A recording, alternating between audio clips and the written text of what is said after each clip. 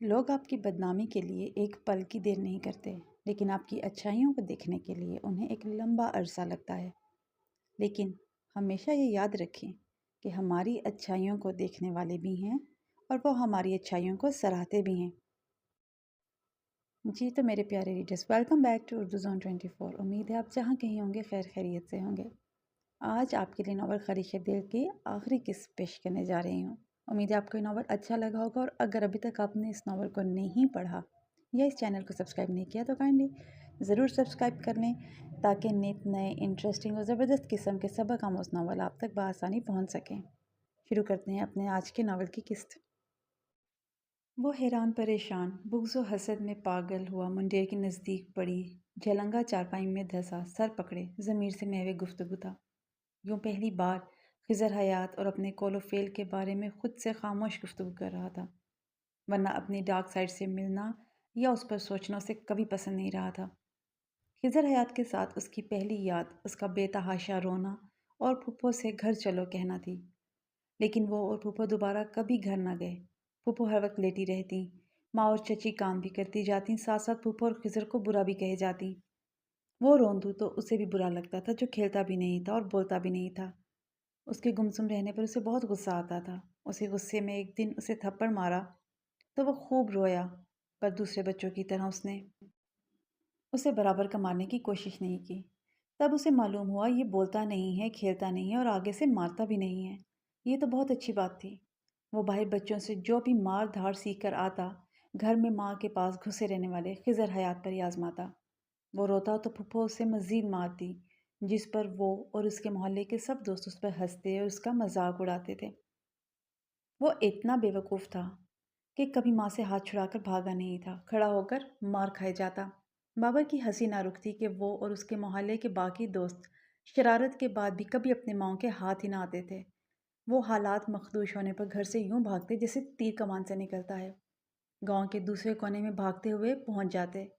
اچھا خاصا وقت بتا کر جب گھر واپس آتے تو ماں کو بھول ہی چکا ہوتا تھا۔ پہلے اسے اپنی پھپھو کے بیٹے کا مختلف ہونا کھلتا تھا، پھر اپنی ماں اور باپ کی گفتگو سے اسے پتہ چلنے لگا کہ اس کی پھپھو اور اس کا بیٹا ہیں ہی برے، اسی لیے تو اپنا گھر چھوڑ کر آئے ہیں۔ عطیہ، تم تو بچوں والی باتیں کرتی ہو، مجھے پتہ ہے وہ وہاں نہیں جائے گی، نمبردار کے گھر پہنچ کر اپنے شرعی حصے کا مطالبہ کر دے گی، پھر ہمیں دینا پڑے گا۔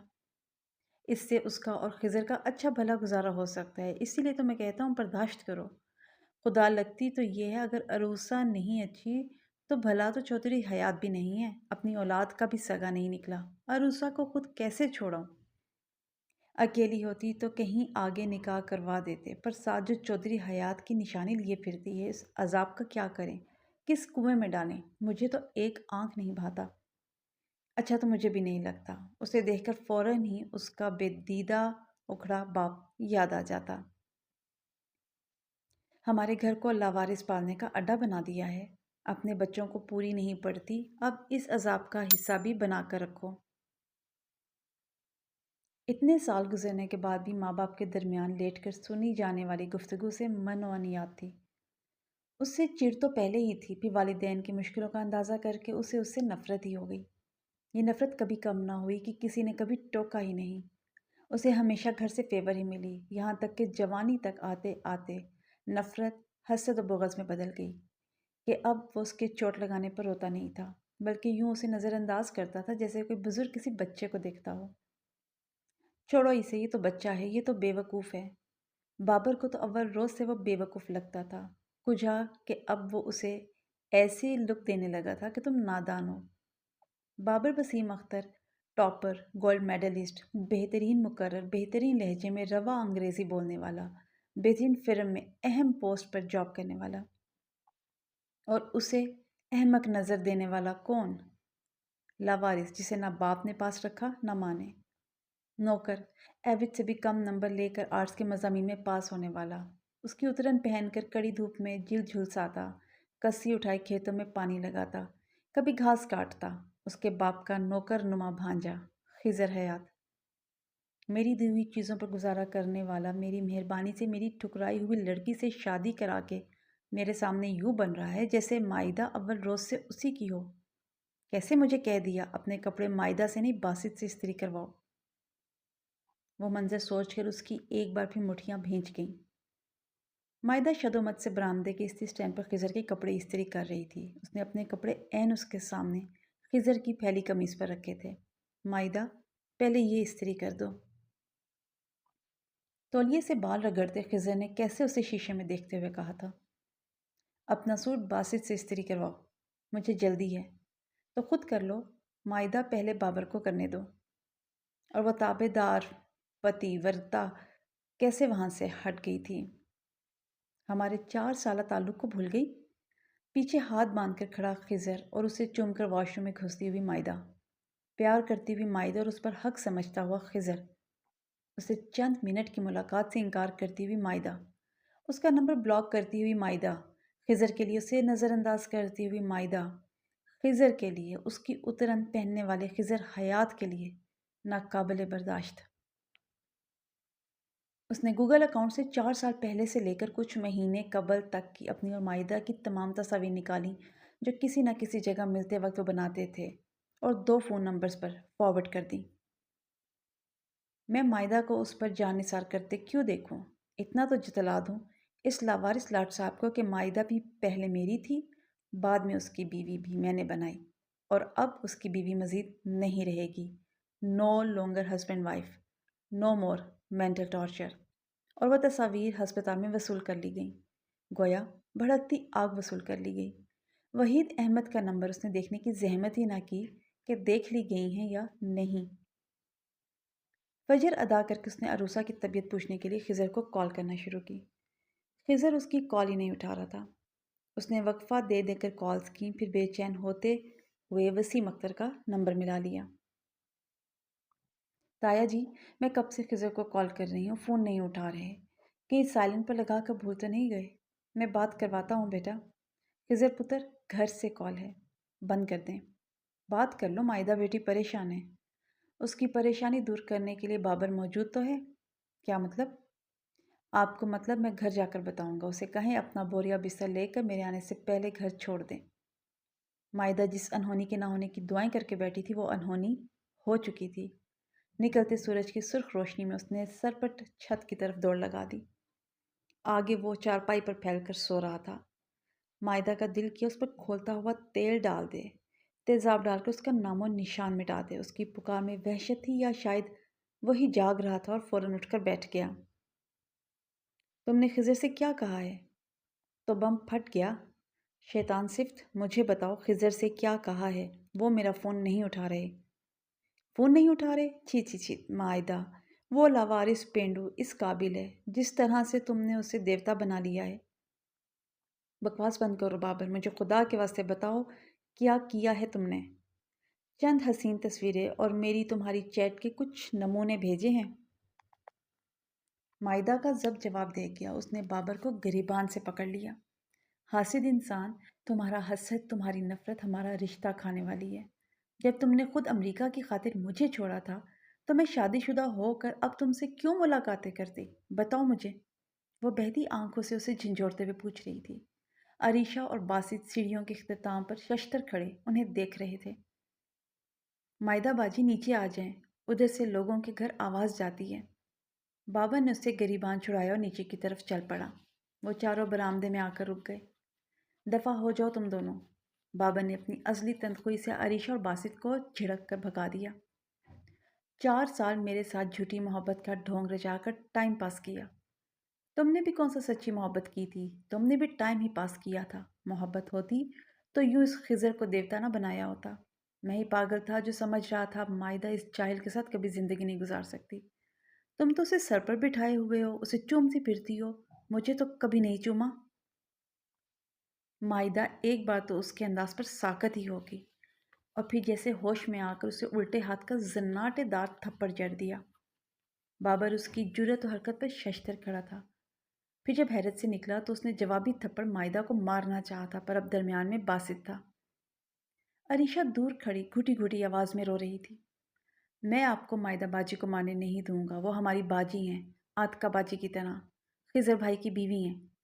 خبردار میری بہن کے ساتھ اس آوارہ عورت کا نام مت لو۔ خضر کی بیوی بننے سے پہلے یہ مجھ سے ملاقاتیں کیا کرتی تھی۔ تب ہماری شادی ہونے والی تھی، یاد کرو، پھر تم نے امریکہ کے لیے مجھے ٹھکرا دیا۔ 4 سال کی محبت کو؟ محبت ہوتی تو کبھی نہ ٹھکراتا۔ پہلے پہل لگتا تھا محبت ہے، لیکن تمہارے ہونے نہ ہونے سے مجھے کوئی فرق نہیں پڑتا تھا۔ میں نے بارہا سوچ کر دیکھا، پھر ہی فیصلہ کیا تھا کہ جب بنا محبت کی شادی کرنی ہے تو پھر فیوچر سیکیور کرنا چاہیے، امریکہ جا کر چانس لینا چاہیے۔ جب تم نے مان ہی لیا، وقت گزاری تھی، تو مجھ سے میری خوشیاں آپ کیوں چھین رہے ہو؟ وہ نڈھال سی پوچھ رہی تھی۔ باسط اور عریشہ بے بسی سے انہیں دیکھ رہے تھے جیسے کوئی اسٹیج ڈرامہ چل رہا ہو۔ مائدہ، میں تم سے مل کر تمہیں یہی سمجھانا چاہتا تھا، خضر کو چھوڑ دو، کھلا لے لو۔ یہ نوکر پیشہ شخص تمہارے قابل نہیں ہے۔ تمہارا آئیڈیل تو میں ہوں، چلو میں نہیں تو مجھ جیسا کوئی اور صحیح۔ خضر کی تو گنجائش ہی نہیں نکلتی۔ میں مر کر بھی ان سے علیحدگی کا نہ سوچوں۔ میرے سامنے اس پینڈو کو، ان چننا کو، وہ اس عزت کے قابل نہیں ہے۔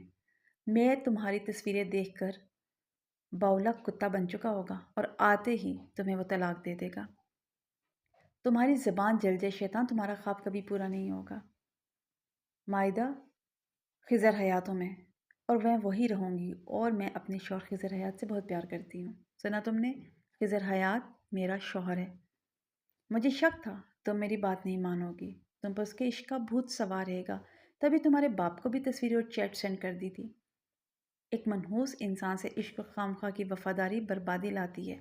مبارک ہو مائدہ وحید، تم برباد ہو چکی ہو۔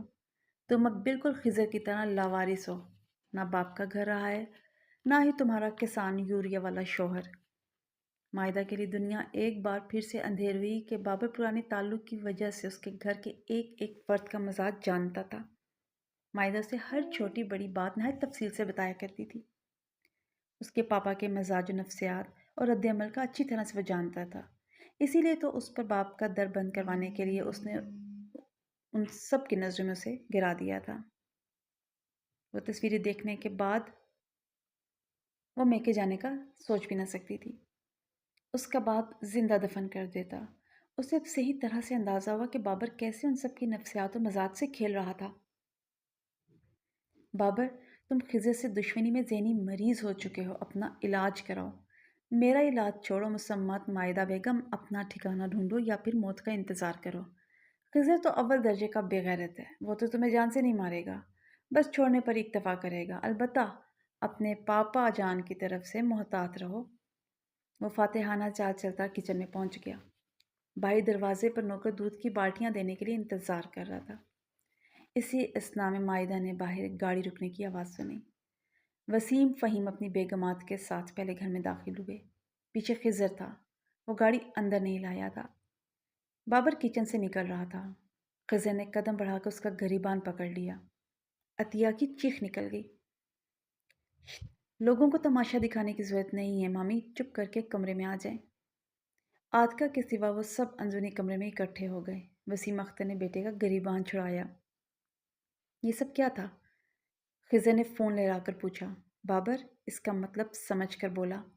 جو سچ ہے وہی سینڈ کیا۔ کم وقتوں کوئی ہمیں بھی تو دکھائے اس آگ لگنے والے فون میں کیا ہے، بابر نے کیا کیا ہے؟ سمینہ کی ہمت اب جواب دے چکی تھی۔ بابر نے اپنا فون ان کے سامنے کر دیا۔ فہیم، وسیم اور سمینہ کو شوق لگا، لیکن عطیہ یہ سب جانتی تھی۔ امریکہ جا کر بابر نے ماں سے سب کچھ شیئر کیا تھا۔ ذلیل انسان، تم نے جان بوجھ کر یہ شادی کروائی تاکہ مجھے تصویریں دکھا کر ہمیشہ والے تانے دے سکو۔ خضر نے اس کے جبڑے پر زوردار گھونسا مارا۔ اب تک یہی تو ہوتا آیا تھا۔ وہ اپنی استعمال شدہ چیز گھر میں خضر کو دے دیا کرتا، باہر سب کے سامنے واپس لے لیتا۔ جب گھر میں خضر کے لیے نئی چیز لینے کی بات ہوتی تو واپس اترن اسے پکڑا دی جاتی تاکہ نئی 0 میٹر شے اسے نہ مل سکے۔ خدا کی قسم میں نے یہ نہیں سوچا تھا تمہاری شادی مائدہ سے سچ مچ میں ہو جائے گی۔ مجھے 100% یقین تھا انکار ہوگا اور میں ہمیشہ کی طرح تمہیں تنگ کروں گا۔ اب تو گیند تمہارے کورٹ میں ہے۔ میں نے بتانا تھا، اتراؤ مت، میں بھی اس باغ میں چہل قدمی کر چکا ہوں، اس کے بعد ہی تمہیں چانس دیا ہے۔ یہ تو میرے پاس روتی تھی، منتیں کرتی تھی کہ میں اس سے شادی کر لوں۔ خضر یہ بکواس کر رہے ہیں، میں قسم کھا کر کہتی ہوں جو بھی تھا آپ سے شادی سے پہلے تھا۔ میرا اللہ جانتا ہے میں نے نکاح کے بعد کبھی اس شخص کو میسج تک نہیں کیا۔ ہر طرح سے آپ کی عزت کی حفاظت کی کوشش کی ہے۔ یہ مجھے تنہائی میں بلا رہا تھا رات، میں نہیں گئی تو تب اس نے آپ اور میرے پاپا کو پک سینڈ کی ہیں۔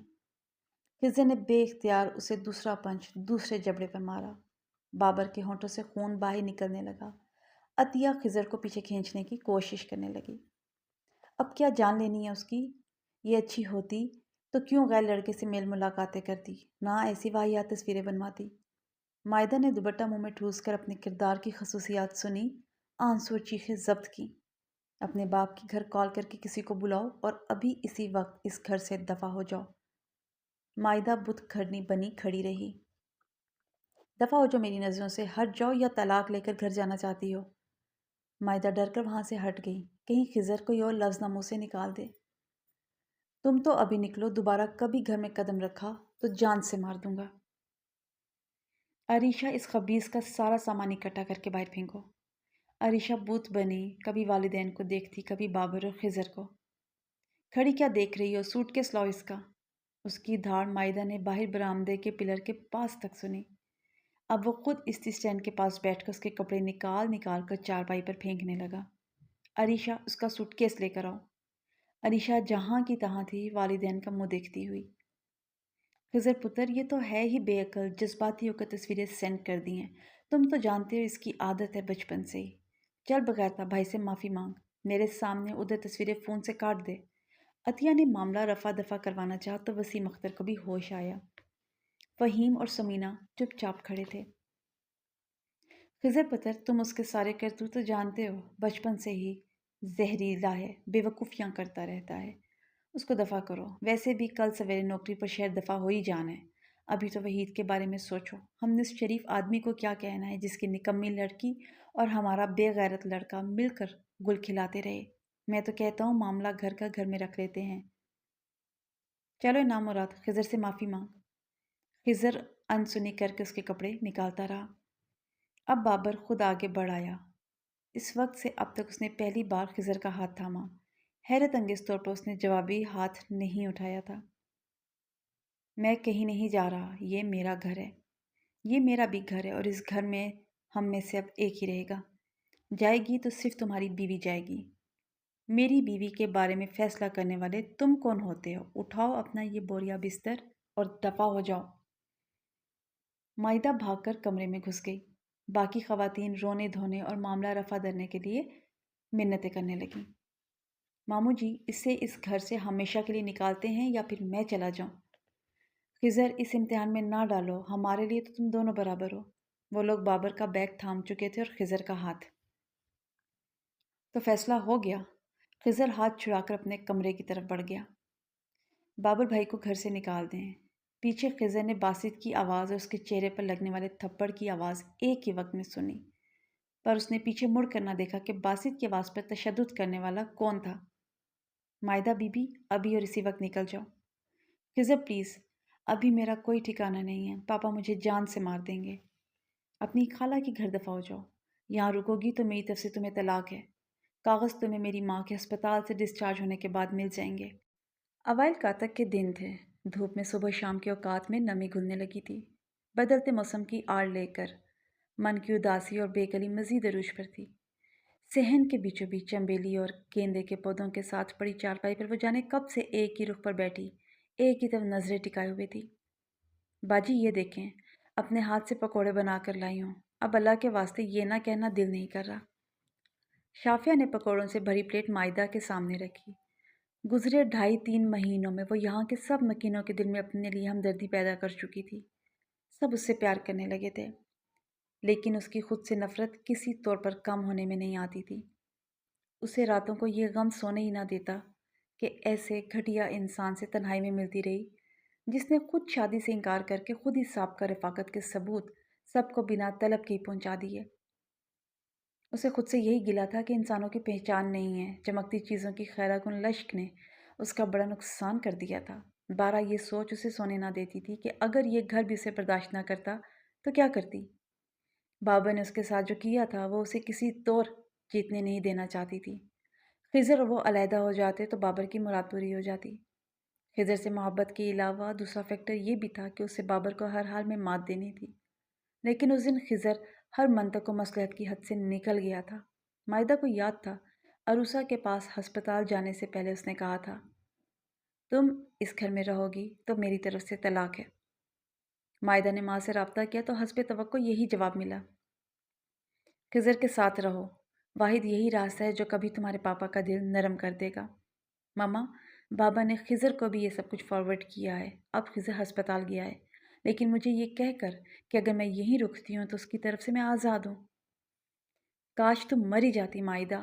तुम्हें कितना कहती थी अपने घर की रिवायात पर चलो, अच्छी हैं या बुरी हैं, इन्हीं पर चलो। बाहर की दुनिया इन रिवायात से ज़्यादा जालिम है। लेकिन तुमने फारकलीत की तकलीद करनी थी। उनके बाप तो खुद उन्हें मखलूत पार्टियां करने के लिए चेक देते हैं। उनके ख़ानदान लड़कों को फ़ख्रिया दोस्त कबूल करते हैं, फिर चाहे ये बॉयफ्रेंड्स उनकी बेटियां कत्ल ही कर दें। नूर मुकद्दम मुझे अभी तक नहीं भूली। मामा, मुझे खिज़र से तलाक नहीं चाहिए किसी सूरत। हाजरा अपना रोना रो रही थी और मायदा अपना। खिज़र भी तुम्हारे बाप जैसे ख्यालात का मालिक है, उसकी तरफ से ये रिश्ता ख़त्म ही समझो। इसलिए बेहतर है यहीं कुछ खा के मर जाओ। खिज़र ने कोई जहरीली स्प्रे घर में भी रखी होगी, वो पी लो। तलाक के बाद बाप के हाथों मरने से 1000 गुना बेहतर होगा। आंसा की पढ़ाई ख़त्म करवा दी है तुम्हारे पापा ने। मायदा के दिल पर एक और घाव लगा। माँ की खुदकुशी के मशवरे की वजह मालूम होने लगी। वो औलाद के हाथों जख्म खाकर ज़हनी करब की इंतहा पर पहुंचे शोहर को झेलने के साथ दो बेटियों के मुस्तकबिल की तरफ से भी अब गैर यकीन थी। हाजिया की घर की बुनियाद हिला दी गई थी। उसका होशो हवास से हट कर फैसला करना समझ आने वाली बात थी। मामा, एक बात हो सकती है, मैं हयात अंकल की तरफ जा सकती हूँ। वो जिस घर में रहते हैं खिज़र के नाम है। पापा अगर पूछे तो उन्हें बताया जा सकता है खिज़र के अपने घर चली गई हूँ। यूँ उस घर से निकल जाऊंगी तो खिज़र की तलाक वाली बात भी पूरी नहीं होगी। खिज़र मान जाएगा, वहाँ से निकाल दिया तो? अभी मैं किसी को भी नहीं बताती कि कहाँ जा रही हूँ। खिज़र हयात मंजिल नहीं जाता। अंकल ने बहुत मजबूर किया था, हम तब गए थे। अब भी उसका ध्यान वहाँ नहीं जाएगा। इस अरसे में क्या पता उसका गुस्सा कम हो जाए, फिर मैं बात करूँ तो उसे मेरी समझ आ जाए। पहले भी बाबा से मिलने के लिए तुम स्कीमें लड़ाती रही हो, अब भी लड़ा लो। पहले भी तुम्हारी स्कीमें हमारे गले पड़ गई हैं, ये भी गले ही पड़ेगी। अपनी बहनों के लिए तुम्हारी स्कीमें फांसी का फंदा बन गई हैं। तुम्हारा बाप और भाई अब घर की बच्चियों पर एतबार के काबिल नहीं रहे। हाजरा सिसक उठी। मामा, मैं बहुत शर्मिंदा हूँ। मैंने कभी नहीं सोचा था मेरी गलतियाँ हम सबको यूं जकड़ लेंगी। आई एम सॉरी मामा, मुझे कम से कम आप माफ़ कर दें। मैं बहुत मुश्किल में हूँ, मुझे बहुत सी दुआएं और आपकी मदद चाहिए। मैं तुम्हारी कोई मदद नहीं कर सकती मायदा। किसी तरह खिज़र के पैर पकड़ लो, वो तुम्हें रख ले तो बाबर के लगाए दाग धुल सकते हैं। खिज़र ने भी ना रखा तो तुम्हारे साथ साथ तुम्हारी बहनें भी बेजुर्म सज़ा भुगतेंगी। मम्मा प्लीज़, जुनैद को मना ले, वो मुझे हयात अंकल के घर छोड़ दे। जुनैद खुद बहुत गुस्से में है। वो बिल्कुल तुम्हारे पापा की तरह रिएक्ट कर रहे हैं। बेहतर है बासित के साथ बस स्टॉप पर जाकर कोई टैक्सी या रिक्शा वगैरह करवा लो। पैसे तो तुम्हारे पास होंगे ही। इससे आगे मायदा ने हमेशा की तरह खुद स्कीम सोच ली और फौरी अमल भी कर डाला। चौधरी हयात अहमद ने न सिर्फ उसकी फ़ौरन ही कॉल रिसीव की थी, बल्कि उसे बस स्टॉप से खुद पिक करने की हामी भी भरी थी। मौसमी कपड़े हैंड कैरी में डालकर जब वो कमरे से निकली तो वसीम अख्तर ने रोकने की कोशिश ज़रूर की थी, पर खिज़र की शर्तिया बात सुनकर ठठक गए थे। मैं छोड़ देता हूँ बासित, मुझे बस स्टॉप पर छोड़ दो, मैं अपने घर खुद जा सकती हूँ। यूं चौधरी हयात अहमद के साथ वो यहाँ आई थी। सारी बात सुनने के बाद वो बहुत देर तक गुमसुम बैठे रहे थे। मायदा को लगा वो भी इस जैसी गलत लड़की को यहाँ से निकाल देंगे। खिज़र भले उनका नज़रअंदाज किया हुआ बेटा था, लेकिन था तो बेटा ही। वो अपने बेटे के लिए मशकूक और हल्के किरदार की लड़की बतौर बीवी क्यों पसंद करने लगे। लेकिन उन्होंने न सिर्फ उसे रखा, बल्कि तसल्ली भी दी कि वो हर मुमकिन कोशिश करेंगे कि खिज़र उसे अपनी ज़िंदगी से ना निकाले। यही तो मायदा को चाहिए था। इसीलिए अपना साबका किरदार भी अपने ससुर के सामने रखना पड़ा था, ताकि वो वक्त आने पर खिज़र के सामने झूठे या बेखबर साबित ना हो। ज़िंदगी में यहाँ हर सहूलत थी, पर बेसुकूनी ऐसी थी कि मायदा को पल भर को चैन नहीं था। हयात अहमद उसे सगी बेटियों से बढ़कर ट्रीट कर रहे थे। घर में शाफिया और उसकी माँ मुस्तकिल रख ली गई थी। शाफिया तो सोती भी मायदा के कमरे में थी। वो लोग इस नई बनाई कोठी से थोड़ा हट कर आबाद पुराने गांव में भी जाते रहते थे। मायदा ने गांव का वो घर भी देखा जहां अरूसा ब्याह कर गई थी, जहां खिज़े ने भी ज़िंदगी के चंद साल गुजारे थे, पर दिल कहीं नहीं लगता था। यही वजह थी कि मायदा ने तब से अब तक अपना मुस्तकिल ठिकाना जय नमाज़ ही बनाए रखा था। दुआ उसके लबों से कभी हटी न थी। शाफ़िया के दिल रखने को मायदा पकोड़े खा रही थी। पास ही शाफ़िया चाय का कप थामे कुर्सी पर बैठी थी जब बैरूनी गेट की बेल बजी। हयात अहमद तो वीकेंड गुजारने लाहौर अपनी बीवी और बच्चों के पास गए हुए थे। मायदा के ख्याल में डेरे से कोई नौकर चाकर ही था, पर शाफ़िया के गेट खोलने पर जो शख्स अंदर आया उसने मायदा की रीढ़ की हड्डी में सनसनाहट दौड़ा दी। वो जितना उसे महबूब था उतना ही उन बेयकीन हालात में वो उसके सामने से खाइफ थी। शाफ़े, तुम जाओ अपने क्वार्टर। ठीक है बाजी। तो इसीलिए अब्बू मुझे नूरपुर बुलाते हैं। कोई तो मेरा ठिकाना रहने दिया होता कि बाबर की बात सच ही साबित करनी है। वो मुझे ठीक ही लावारिस और बेघर कहता है। आप कभी लावारिस नहीं थे, वो भी आपका घर था। उसमें आपकी अम्मी का शरई हिस्सा है। आपने भी बेटों की तरह उस घर पर अपने खून पसीने की कमाई लगाई है। मैंने कमाई ही लगाई है, बेटा कभी नहीं बन सका। अगर बेटा समझा जाता तो 2.5 महीने से फ्रूट फार्म पर नौकरों के साथ ना रह रहा होता। आप घर में नहीं थे? मायदा ने उसकी झुलसी रंगतों पहले से कम हुए वजन को दिलगीर नज़र से जांचा। वहाँ बाबर था। मैंने मामू से कहा था, इस घर से हम में से एक बेदखल होगा तो ही ज़िंदगी गुजरेगी। उन्होंने बाबर को नहीं निकाला, उस बाबर को जिसने प्लानिंग के तहत मेरी इज्जत पर हाथ डालने की कोशिश की, मुझे नीचा दिखाने के लिए मेरी पगड़ी तुम्हारी और अपनी तस्वीरों की मदद से उछाली। मैंने हज़ारों बार सोच कर देखा है, यही हरकत मैंने बाबर और उसकी बीवी के साथ की होती तो क्या मुझे भी वो लोग इसी तरह लान तान करके सीने से लगा लेते? मुझे भी बाबर से माफ़ कराने की कोशिशें करते? हरगिज़ नहीं। वो निढाल सा चारपाई पर बैठ गया। मायदा का दिल खून होने लगा, पर कुछ बोलकर उसे जैसे अपनों के हाथों बिला वजह जख्म खाए समझौतों के मारे शख्स को भड़काना नहीं चाहती थी। हकीकत यह कि वालिदैन औलाद के मुजरिमाना कौल और फ़ेल को भी माफ़ कर देते हैं, लेकिन दूसरे की औलाद की फूल से लगाई ज़रब भी याद रखते हैं। ये असूल, ये शरअ, ये अखलाकियात औलाद के सामने सब हेज, सब बेकार। मैंने यही जाना, भांजा कभी बेटे की जगह नहीं ले सकता। बाबर के नज़दीक मैं वहाँ ज़बरदस्ती मुसल्लत और काबिज़ था। मामू मुमानी चाहते तो उस दिन मुझे हमेशा के लिए सुरखरू कर देते। मैं अव्वल रोज़ से जानता था कि मेरी हैसियत उस घर में क्या थी, लेकिन जाने क्यों इस मामले में मुझे लगा था कि मेरा पलड़ा भारी है। बाबर के गैज़ का शिकार सिर्फ मैं ही नहीं, मुझसे वाबस्ता हस्ती भी हुई है। तो अब इंसाफ और इंसानियत को मद्देनज़र रखते हुए मामू मेरी ही साइड लेंगे और बाबर को घर से निकाल देंगे, बल्कि आग कर देंगे। लेकिन मैं इस बार भी मुंह के बल गिरा। इस बार भी बिला कसूर मैं ही बेघर हुआ। वो हाथों में सर गिराए हुए बेतकान बोल रहा था, जैसे बोलने को तरसा हुआ हो या फिर कोई मजजूब खुद कलामी कर रहा हो। आप बेघर नहीं हुए, ये आप ही का घर है। ये मेरे बाप का घर है। वो मेरे मामू का घर था। मेरा घर तो कभी रहा ही नहीं। वालिदैन इकट्ठे रहते तो मेरा घर होता। अब तो एक मकान अपने ज़ोरों बाजू पर बनाऊंगा। किस्मत से कोई बाकिरदार बावफा मिल गई तो उसे घर बना देगी, वरना मैं बनाऊंगी आपके मकान को घर। वो शाफिया की छोड़ी हुई कुर्सी से उठकर फौरन उसके कदमों में बैठी थी। वो जो उसके घुटनों पर हाथ रख रही थी, खिज़े ने यूं झाड़ दिए जैसे कोई लिबास पर पड़ी खाक झाड़ता है। तुम्हारी मेरी ज़िंदगी में अब कोई गुंजाइश नहीं है मायदा। उस घर और बाबर से रेलिवेंट कोई भी शय मैं अपने आसपास नहीं देखना चाहता।